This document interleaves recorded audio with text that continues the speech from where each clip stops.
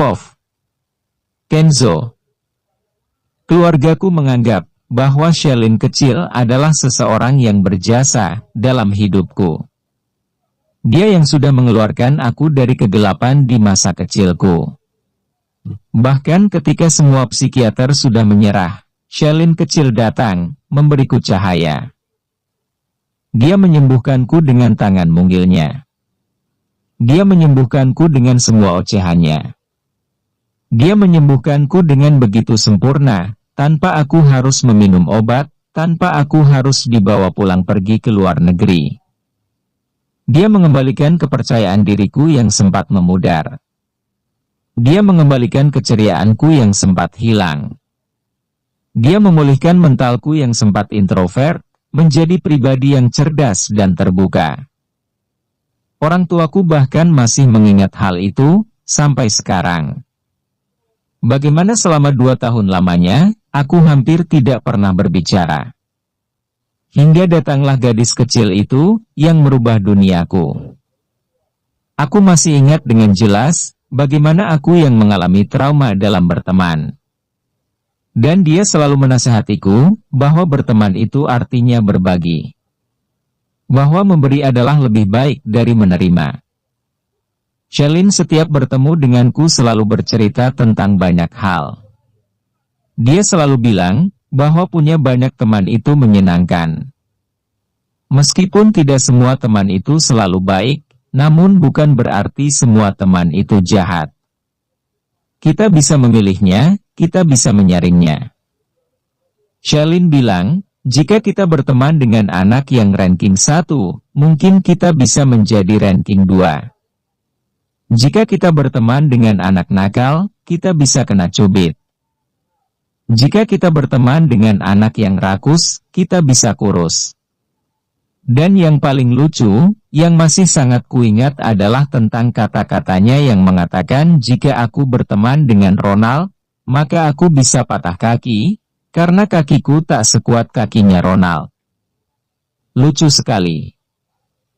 Shelin juga bahasanya kadang seperti bahasa orang dewasa.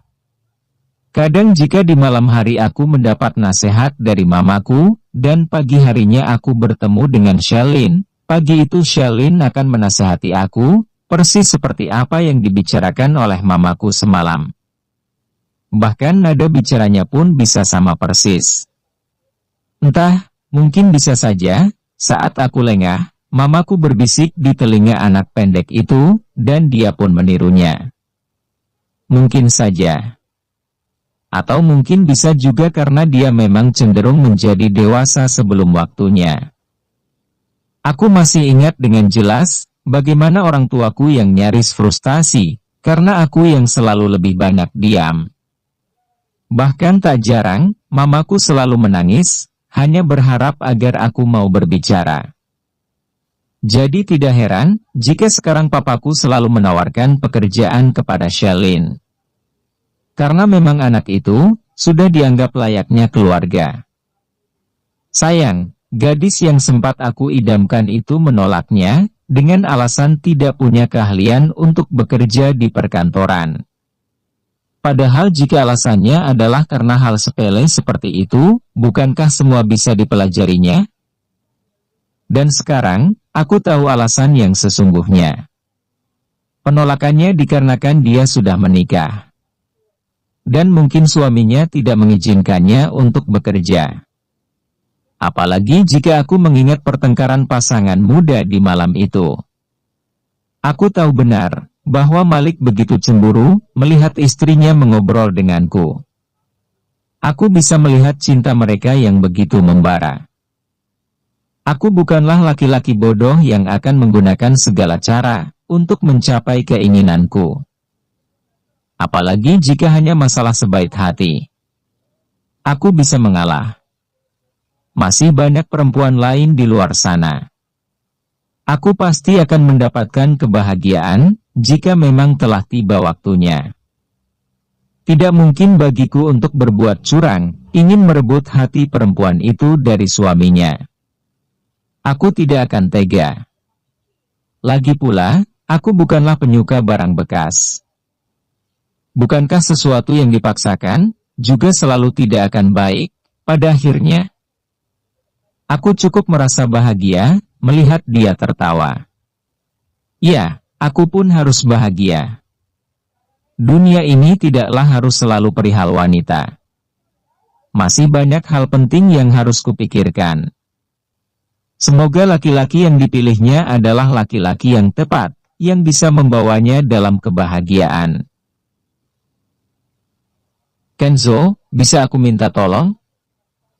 Bahkan laki-laki yang seumuran denganku, yang sudah memiliki pangkat tinggi di lembaga tempatnya bertugas itu, ingin meminta tolong kepadaku?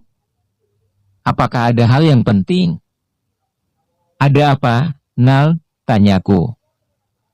Di seberang sana, hanya terdengar desahan nafasnya yang berat. Kemudian hanya hening yang tercipta. Laki-laki yang selalu tampak gagah, yang selalu siap bertarung melumpuhkan lawan itu pun bahkan terdengar gelisah. Aku pun dengan sabar menunggu dia berbicara. Kenzo, sudah beberapa hari ini, hampir semua akun media sosial adikku diserang haters. Sebenarnya aku tidak mau mengurusi hal remeh-temeh begini. Tapi bagaimanapun juga, jika dia sakit, aku juga yang merasakan sakitnya. Suaranya terdengar serak dan semakin berat. Sepertinya dia sedang menahan rasa. Ah, seandainya dia tahu. Bahkan aku pun merasakan hal yang sama. Kadang aku sudah memutuskan untuk berhenti mengikuti, namun kemudian penasaran, dan stalking lagi. Begitu, seterusnya.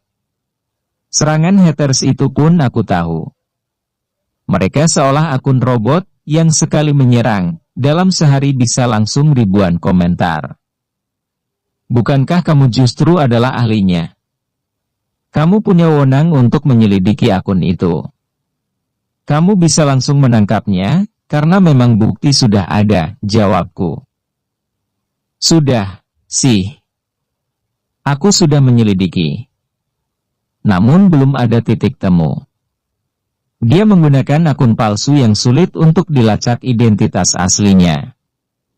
Aku yakin pelakunya adalah orang profesional. Atau mungkin, dia sengaja memakai jasa orang profesional, jawab Ronald. Sebenarnya aku sudah merasa tenang, adikku sudah menikah. Sudah ada yang menjaganya, pikirku. Kamu masih ingat, kan?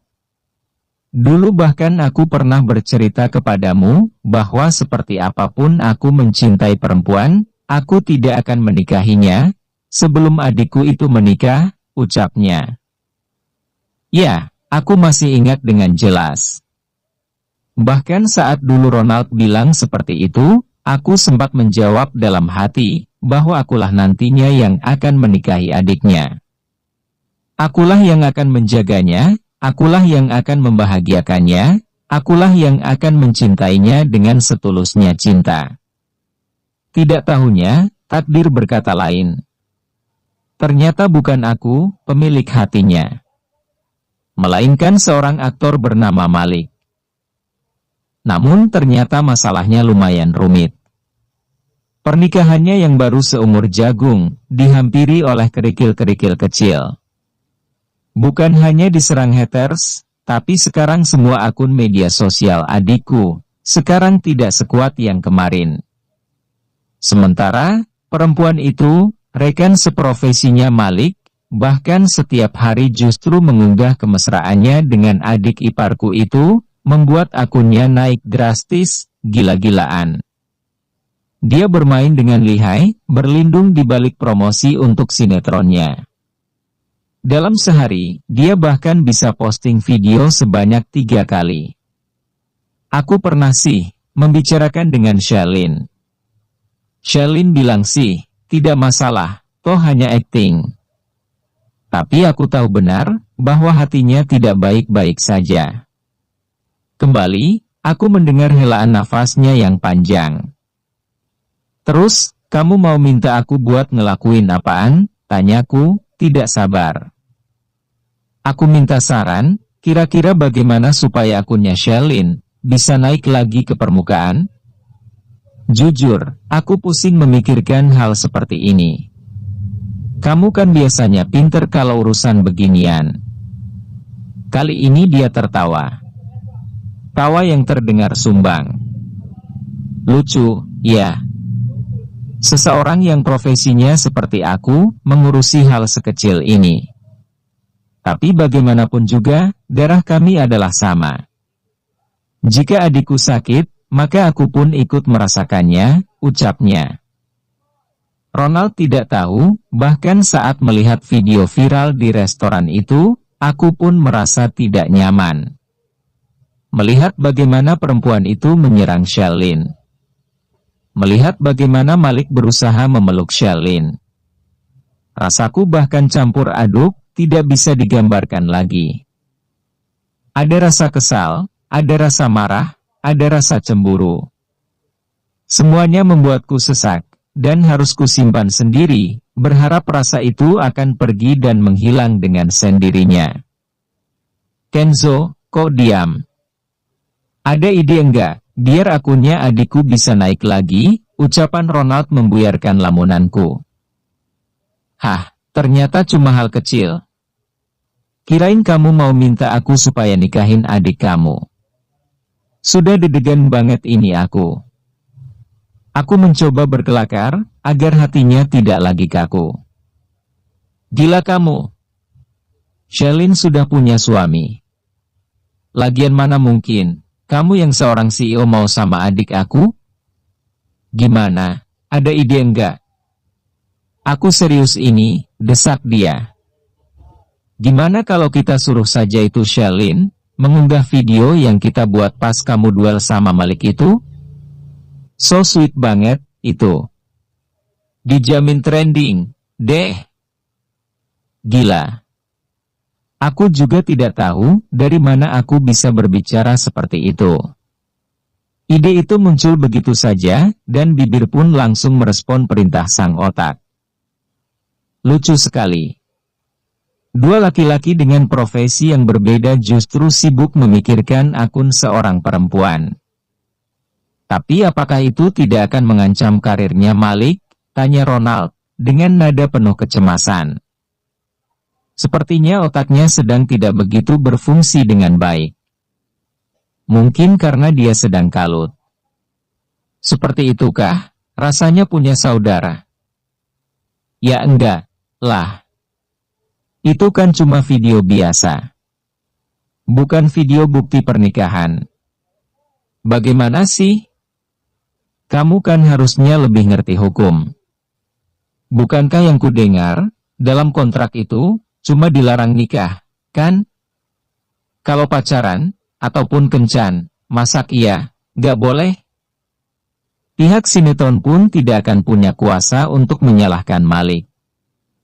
Toh pengunggahnya bukan akunnya Malik juga, lanjutku. Terdengar suara tawa yang tergelak dari seberang sana. Dia seperti orang yang sedang terlalu senang. Seketika aku pun ikut merasa lega. Ya sudah, kamu temui Shelin, kayaknya dia masih fashion show di hotel dekat kantor kamu. Daripada ditelepon, suka lama ngangkatnya. Sekalian, tadi aku sudah beli buket bunga secara online. Kamu tolong ambilkan, jika belum diantar. Sebentar lagi, aku telepon toko bunganya. Tidak jauh, kok. Tokonya ada di samping hotel.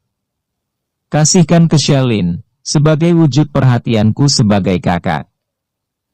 Benar-benar dia memerintahkan aku seperti atasan kepada anak buahnya. Dia pikir, aku tidak punya kesibukan. Aku pun segera menjalankan apa yang diperintahkan oleh sahabatku itu. Dengan senang hati. Kudatangi toko bunga itu, kemudian menunggu Shelin di lobi hotel. Persis seperti orang yang tidak punya pekerjaan.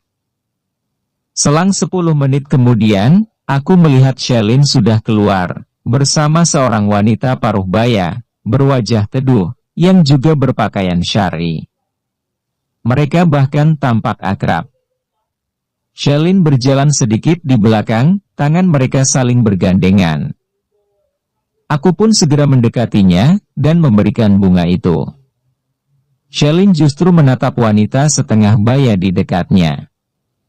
Dia seolah meminta pertimbangan. Wanita itu tersenyum lembut, dan menganggukkan kepalanya. Jangan ger, bunga ini dari kakakmu, bukan dari aku. Aku pura-pura ketus. Shelin pun terkikik, membaca kartu ucapan yang tertera di dalamnya.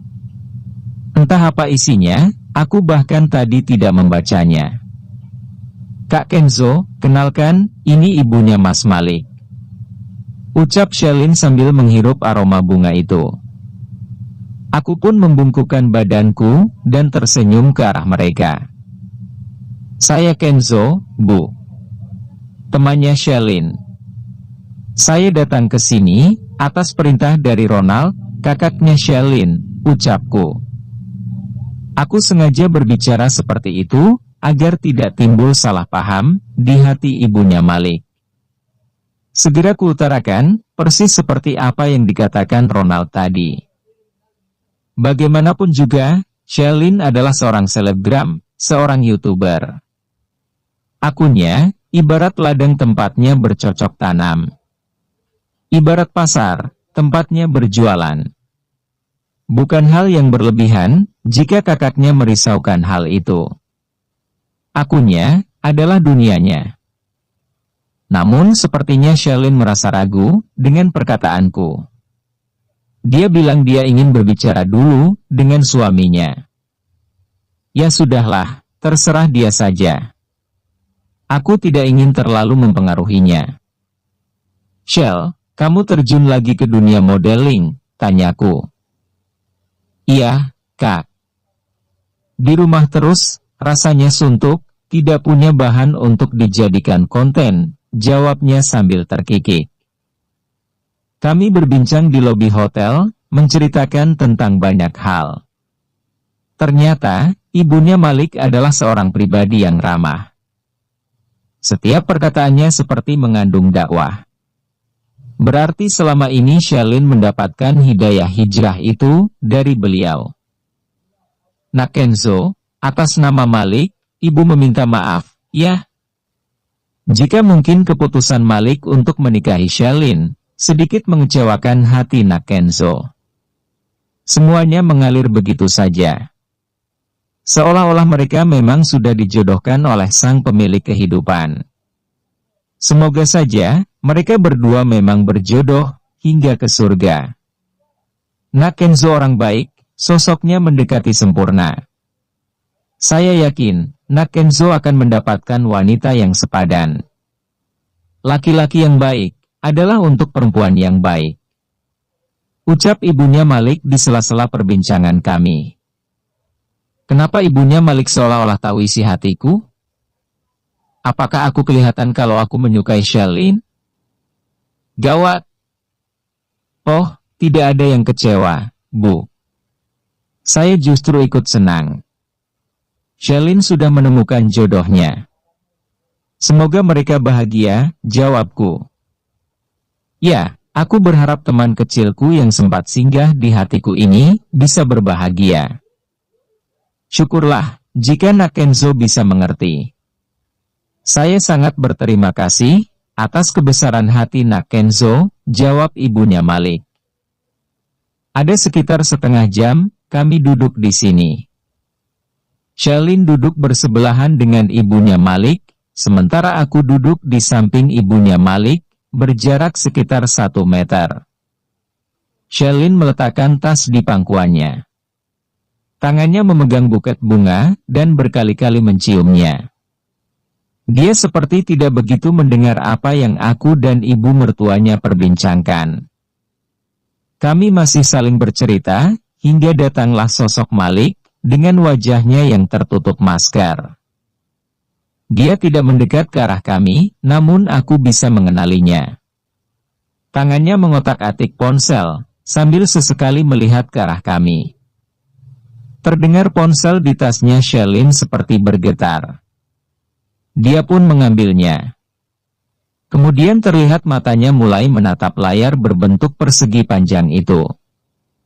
Seribet itu ternyata menjadi artis. Mereka seperti tidak punya ruang untuk berinteraksi di keramaian. Shelin, kasihan sekali kamu. Mohon maaf, Kak Kenzo, kami pulang dulu, mari, Bu. Tangan kanannya meraih lengan ibu mertuanya. Pasangan mertua dan menantu yang sangat cocok. Sama-sama terlihat agamais. Oh iya, Kak. Mohon maaf, jika Kak Kenzo masih ada waktu, Mas Malik bilang, mau berbicara sebentar. Tapi saya harus pulang dulu, begitu katanya. Mohon maaf, sudah merepotkan. Itu Mas Malik ada di sana. Shelin berbicara seperti salah tingkah. Shelin bersama ibunya pun masuk ke mobil, meninggalkan pelataran hotel. Di belakangnya, sekilas aku melihat ada sepeda motor yang mengikutinya, sedikit berjarak. Bukankah pengendara motor itu dari tadi duduk tidak jauh dariku? Kenapa dia sepertinya sedang membuntuti Shelin? Jangan-jangan dia adalah laki-laki yang dimaksud Ronald? Kalau begitu Shelin dalam bahaya. Dan katanya Malik mau berbicara empat mata denganku? Ah, aku yang notabene adalah laki-laki sibuk, harus ikut berteka-teki dengan mereka. Bersambung.